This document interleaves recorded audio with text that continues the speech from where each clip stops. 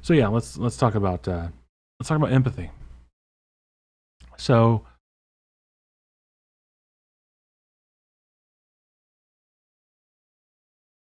I don't know. I don't know where it comes from, but for some reason, being a man,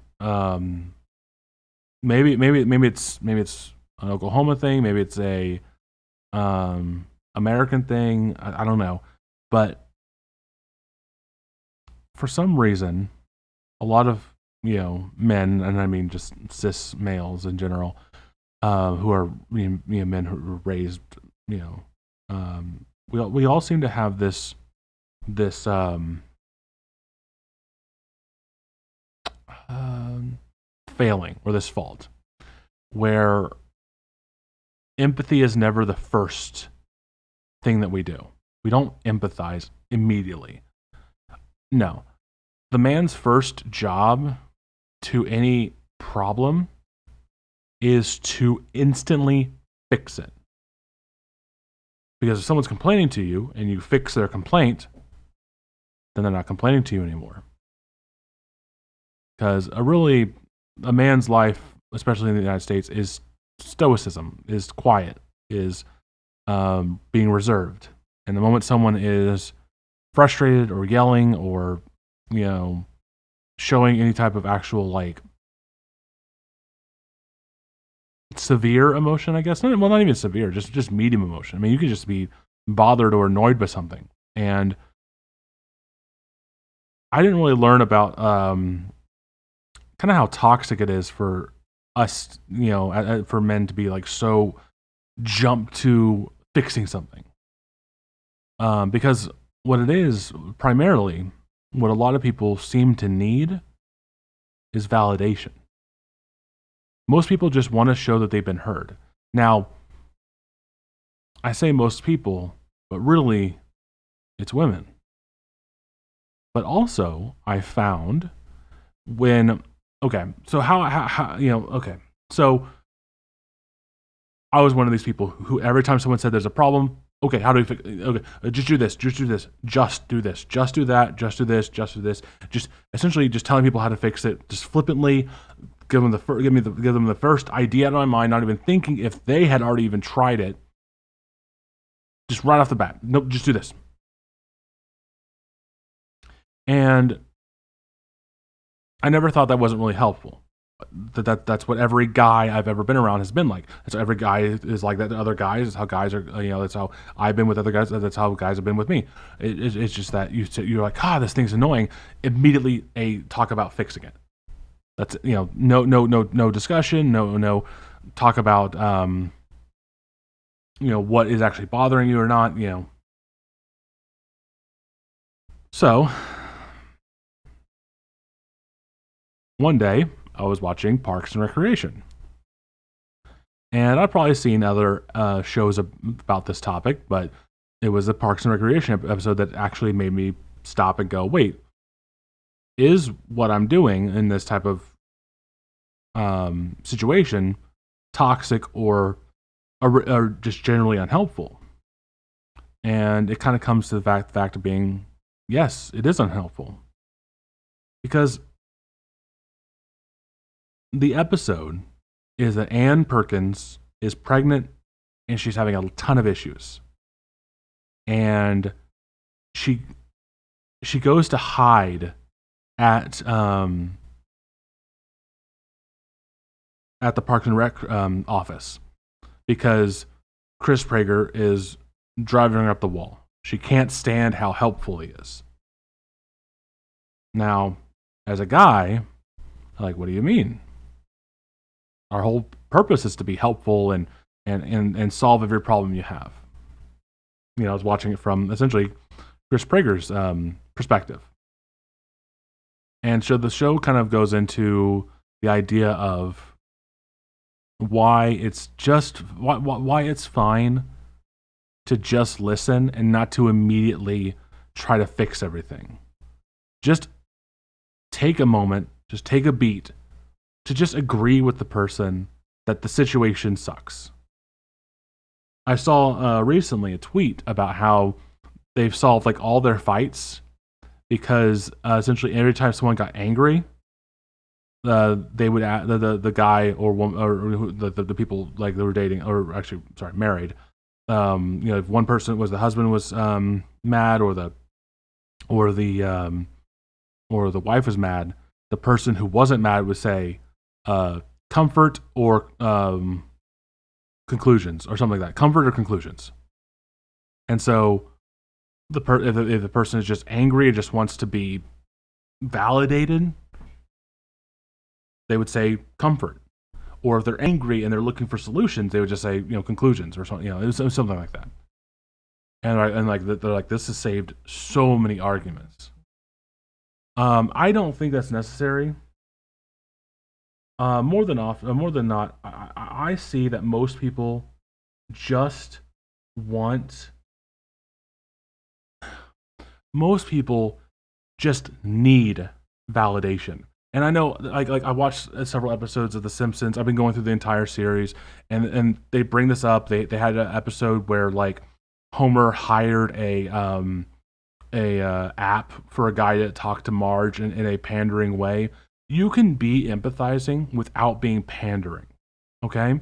Or the pandering can be genuine, because there is cynical pandering, and then there is actually like supporting somebody type of pandering. And pandering has a bad connotation, but I just want to let you know that there are ways to pander to somebody that actually can lead to beneficial outcomes. So someone comes to you, they're hurt, they're frustrated, they're angry, they're hostile.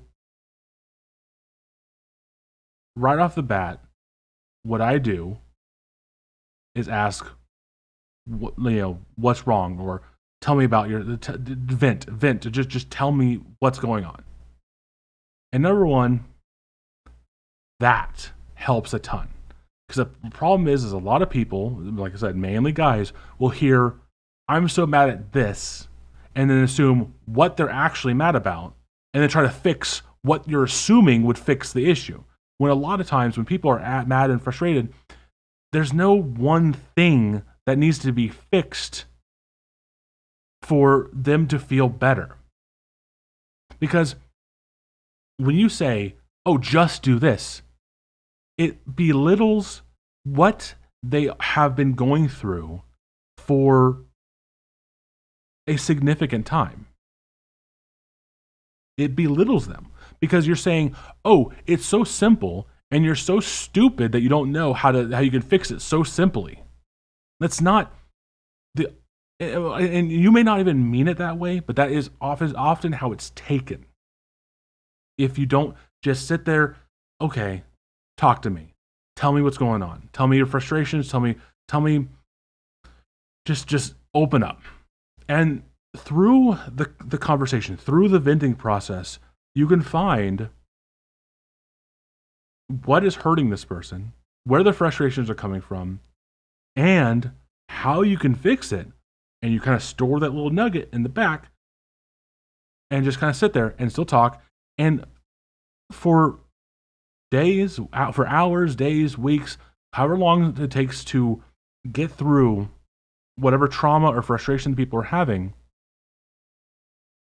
you're there just to be their moral support and to validate their frustrations and angers, and anger and fears. Because so many people just want to feel valid. They just want to know that other people like that live through the same issues that they live in, and are able to talk to somebody. Because so many people just feel alone.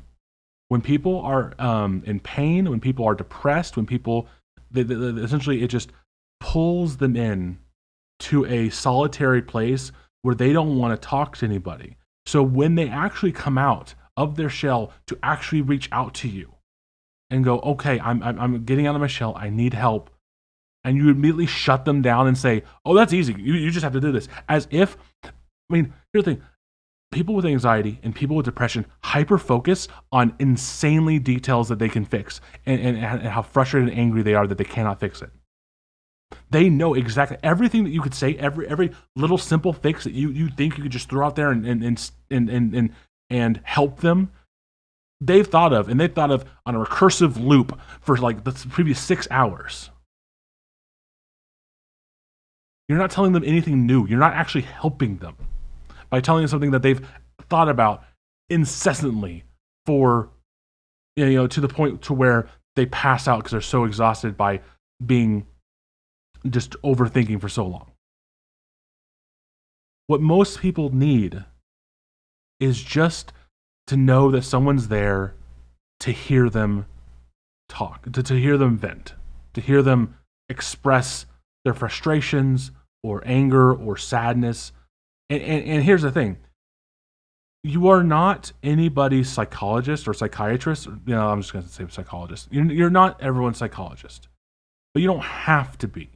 It's literally just the basic friendship that you need to have. Or this can also apply to family, but I'm talking mostly with friends right now, about friends right now. It's just such a basic, simple way to operate. Essentially, someone comes to you, they say something's pissing them off. Like let's say something simple, like their car keeps breaking down. Okay, as a man, you can just say, "Oh, well, that sounds like." As they're talking, it's like, "Oh man, I'm so frustrated in the car. It keeps like sputtering and dying." You can immediately cut them off and go, "Oh, I know what that is. Your alternator is probably going out, or the carburetor's clogged, or and you just cut them off and just start trying to tell them how to fix it." Or you listen. Because a problem is never just the problem. We're not perfectly happy human beings all the time, and then one thing happens, and that sends us into a spiral. No, everything leads up until there's a breaking point. And so there's a ton of stuff that builds up to someone to be that frustrated about their car breaking down. So, don't interrupt. Just listen. It's a very simple process. And I don't mean just let them just verbal diarrhea at you. I mean, sit there, look them in the eye, listen, and communicate back. Like when they say, like essentially let them know that you're hanging on to the words, because you should, because that's the thing. This is not cynical. This is not insincere. This is you showing that that they are on your mind and you are listening to them. So you respond, you listen to what they're saying, and you respond based on what they're saying. So, you don't just like mindlessly say, "Oh yeah, that sucks. Oh yeah, I agree. Yes. Yeah. All right. Okay. Yes, that's right. Okay." You don't do that. Okay? What you're doing is you're just you're just listening and not trying to just fix it. You're just listening. When someone complains about something to you, they're trusting you to listen. Now, once the conversation is over about how frustrated and angry they are, once you have a actual deep conversation with your friend or family member or loved one about their anger over this topic, then you can ask, "What have you done?" And they'll tell you. And they'll tell you what they, and you'll find out pretty quickly that like everything that you would have suggested, they've already considered. They've already tried. Or you'll be lucky and there's the one idea that you have that they didn't think of. And you can say, "Well, I have an idea. Did you want to hear it?" You ask if they want to hear it. You it's not a hard thing to do. All it is listening and actively listening and walking through the steps that they've walked through with them and empathizing with their frustration, empathizing with their anger, empathizing with and these conversations can be so great to have with your friends and family because they're emotional, they're impactful, they are often hilarious. Yes, you like when someone's frustrated and they know you've been listening to them, making a joke in light of the situation can actually be pretty good. The problem is that a lot of people try to make light of a situation way too fast, and it makes it seem like that you're mocking the situation. But if you're actually actively sitting there and you see a little point in where you can like mock a person that they're mad at, or mock a situation that they're mad at, or joke about the car, or just make it to where it's anything you're making fun of is not them directly or anything their fault. You're helping alleviate the situation and kind of making them feel better. But not even doing that, just listening is making them feel better. And I don't know. I just feel that like I just hope more people kind of do that. They don't think that they have to immediately just kind of psychoanalyze the person, figure out how to just fix the issue, and then run away. Not actually engage in an actual emotional dialogue that can be helpful in the long run. Because essentially, when you just say, just do this, it kind of just throws out the idea that you're not really listening. Kind of suggests you're not really listening. Kind of suggests that you just want the conversation to be able. You don't want to feel uncomfortable. You don't want to deal with an emotionally impacted person or emotionally what is it? Compromised, an emotionally compromised person. But that's how good friendships become amazing friendships. That's how you get some deep connection with a person, and that's how that's how you find brothers and sisters. That's how you find the best people in your life, is by listening actively, engaging in the conversation, and then asking if they need help and what you can do for them. Not just jumping at the random solution that jumps in your head as they're talking. Don't interrupt. Just let them vent. People in general, people just want to feel valid. I mean, it's such a simple, effortless thing to do. People just want to feel valid. And so I hope that anybody watching this will, take it to heart. When you watch, like when your friend, like your friend comes to you frustrated about a job, fucking hate my job. Don't just say, "Oh, well, write up your resume, and get on, Indeed or ZipRecruiter or something." Don't. Not at first. Let them vent to you. They're like, "Oh, well, what happened to your job? This, and this. Oh man, that sucks. Haven't you been at a job this long? Yeah, I've been there for several years. Okay, well, but yeah, just and hopefully you've been listening to them before, because job issues are not new or new, like they usually are ongoing. So if you've listened to them before, you probably know some of the players and stuff. So like, oh, is this that one guy that you're telling me about? No, this is a different guy. Okay, well, how long have you, where do they sit? Just listen, and talk about their situation. It's all you need to do is just listen and talk about their actual situation before immediately jumping to, oh, well, hey, why don't you write up a new resume? Because that's more anxiety. A lot of these solutions are just more anxiety, especially stuff like the job. Like, oh, you don't like your job? Why don't you just quit? I'll help you write your resume. No. You're just adding more anxiety. As hell. Being potentially financially having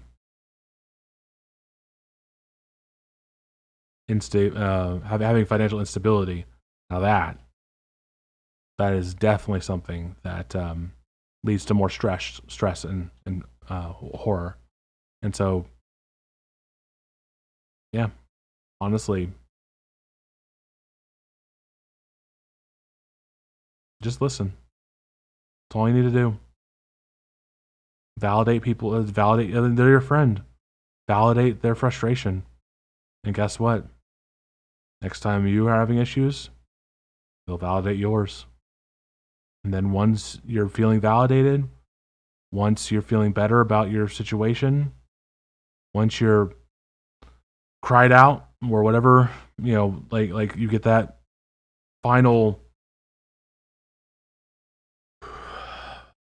post-vent breath, you have that release, that relief, your blood pressure goes down, you get a little like a tiny little bit dizzy, but you kind of but in a more relaxing, like and at that point you're open to getting suggestions and talking about how to fix certain things, but it cannot be the first thing that comes out of your mouth. You cannot immediately try, because essentially when you try to just immediately try to fix something, it's like you're being dismissive more than actually helpful. And you never want to come off as dismissive. You want to be helpful. They're your friends. They're your family. You want to help them. So don't dismiss their frustration and anger for just something you just need to fix. Because because it feels like, oh my God, this person's bitching about this again. I don't want to be bothered by this. Just fix this. Again, you're nobody's psychologist. No one's asking you to actually be a therapist. Not a licensed one.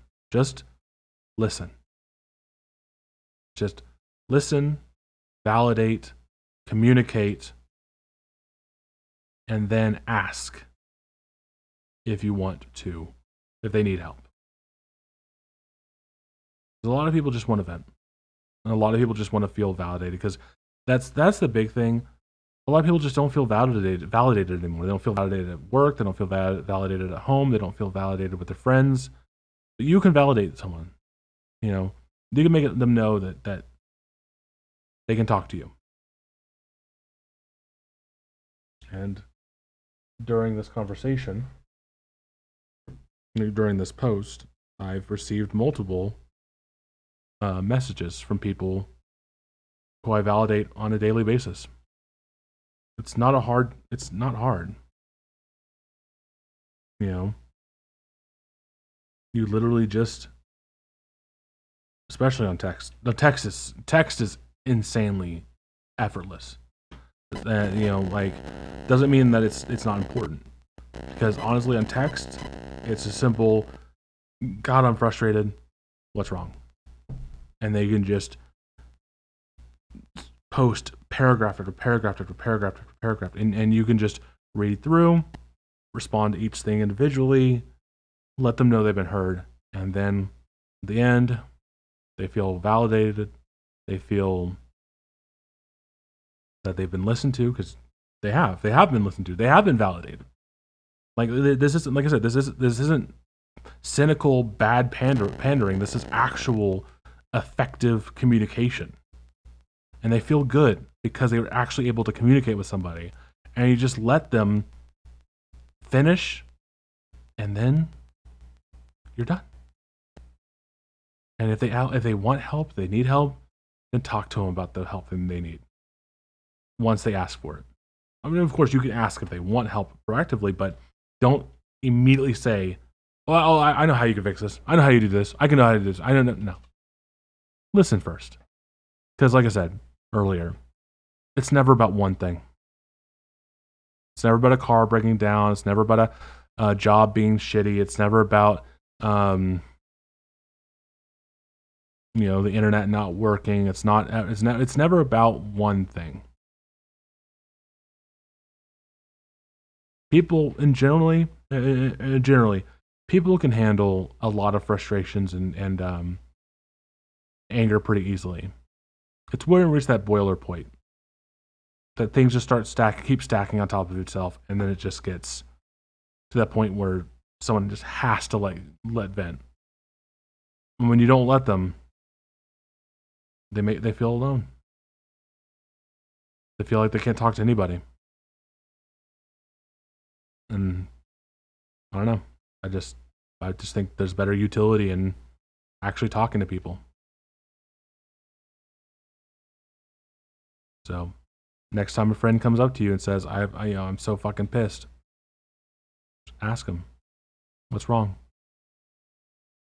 Again, listen, actively listen, participate in the conversation, empathize, and ask or allow them to ask for any help. That simple.